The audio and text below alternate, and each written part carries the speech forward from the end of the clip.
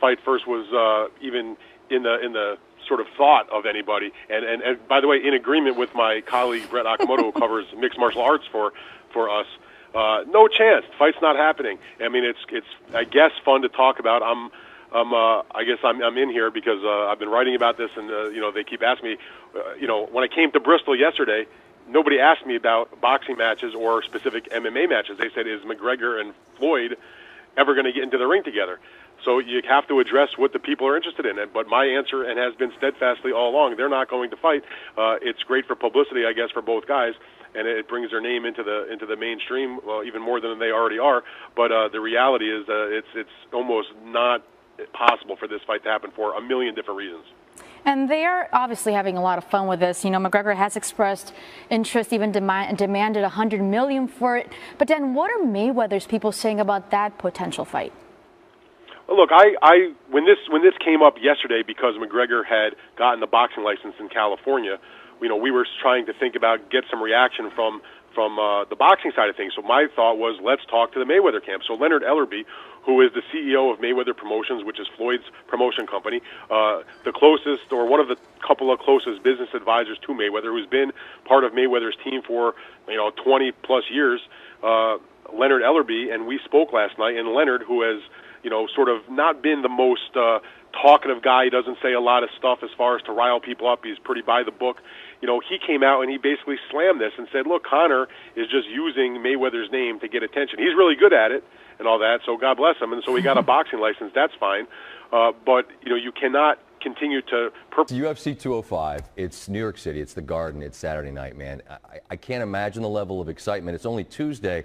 How do you manage the not anxiousness, but the excitement between now and then? Yeah, I got to New York on Sunday, and it really won't start hitting me till probably Thursday. Thursday's our press conference, and Friday are the weigh-ins, and then obviously when I walk into the Garden on Saturday night, it's gonna be special. It's gonna be one of those moments. There's very few of these moments that I take in, but Saturday I'm gonna. Good, and you should, right? I mean, I'm a big believer in that. You got to take a second just to stop and look around and take inventory, because if you don't, you miss all the good stuff. I don't do it enough. Well, do it Saturday. Yeah. Not that you need advice from me. Now, one of the things you're great at, and I mean great at this, and it's your job, is to sell and to promote. And when it comes to cards, I don't remember ever hearing like UFC 190 whatever, and you're like, right. Never. Right.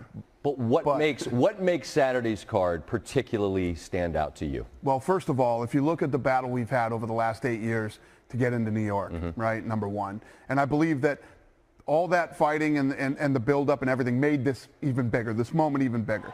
I built the biggest, baddest card, not only in UFC history, but probably in the history of combat sports. From top to bottom, this whole card, if I started halfway through the prelims, these guys could headline. Even the casual fan who just dips in for some of the big ones are blown away and know that this is the biggest card ever. But you got Conor up there, and here's a guy that you speak of, a casual fan. He has done what's the most difficult thing in sports to do. I don't care what your sport is, but to cross over and become a name that the grandma knows. That it's like my guy Russillo on radio would always say, if you become like a topic on The View or something, the morning shows, they know who you are, and he's done that. For you, you've had stars. What makes him unique? What makes him special and different than anybody else? If you look at how famous Ronda Rousey is, Ronda Rousey acts. She's the first woman, to ever come in and win a title. And be a true headliner. Yeah, and exploded onto the scene. There's a lot of reasons why Ronda became big. What makes Conor so special is men are a dime a dozen. Men have been fighting since the beginning of time and everything else. This guy broke through. And one of the reasons is every time this guy fights, most people, when they get to the level that he's at, making the money, the fame, and all the other things, they get a little skittish. They don't take the chances and the risks they took on their way coming up. This guy puts all the chips on the table every time he fights. And believe me, I've been around fighters since I was 19 years old. I've never seen anybody like Conor McGregor. And that's what makes him special. Plus, tell me the last time you saw a boring Conor McGregor fight. Well, they don't exist. Or presser. Or press conference. Or weigh-in. But I imagine when you have to try to corral the energy and the passion and the fury that is Conor McGregor, I imagine your job, and it has been at times, it's a challenge, is it not? And I don't.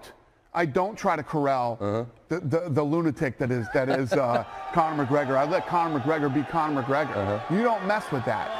When you have something that's that great, you step back and you go, let him do what he does. This is who he is. This is what he does. Yeah, there's times when he gets a little bit over his skis and he gets a little crazy. And you know what? At the end of the day, you know, he's not as difficult to deal with behind the scenes as people might think. And there's a lot of, you know, misconceptions about our relationship. I have a good relationship with Conor, you know. For Bones Jones, how optimistic are you that there can be another chapter in this book that ends the book appropriately? I'm starting to not become optimistic about what's next for Jon Jones.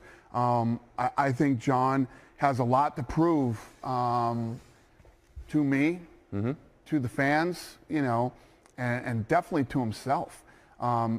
You know, he's proved everything in the octagon. I mean, this kid could have been one of the greatest ever. I mean, I believe that he's the greatest talent we've ever seen. But in being a great talent, it has to be great in the octagon and outside of the octagon, and he has failed miserably. I don't know if I have the confidence in him to headline an event with him again, because it costs millions of dollars. We put millions of dollars into the advertising and all the promotion, and I don't have the confidence in him to headline a card these days. Well, I mean, and I think that we would both agree that the most important thing is to have his life in order, and then if he can get that together, then you can worry about what comes next in the octagon. But understanding the chapters that precede where we are, why you wouldn't be optimistic. I'm glad we're having this conversation face to face just so I can own something. Okay. I've rarely been as wrong as I was about your sport, and initially when this first started, I paraphrasing myself, but I'm pretty sure I characterized it as meatheads and bad T-shirts, and then it got worse, and then it got worse from there. And what no, seriously though, you all have built truly an empire, and I look at McGregor and Diaz this year, and you look at this has been an amazing year in sports. You put together like year-end lists.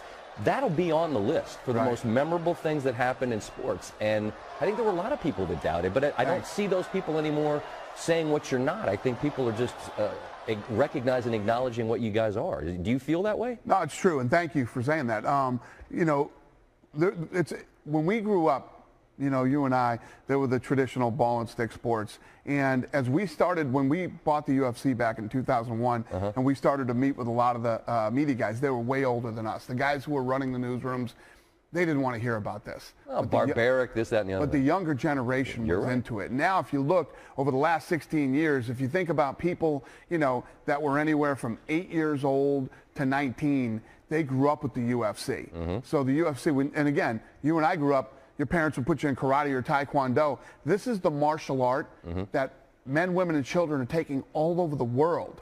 So it's fascinating how fast it has changed and how many. But you know, I don't blame you for being a naysayer. I was a naysayer at one time too, until I got educated about the sport.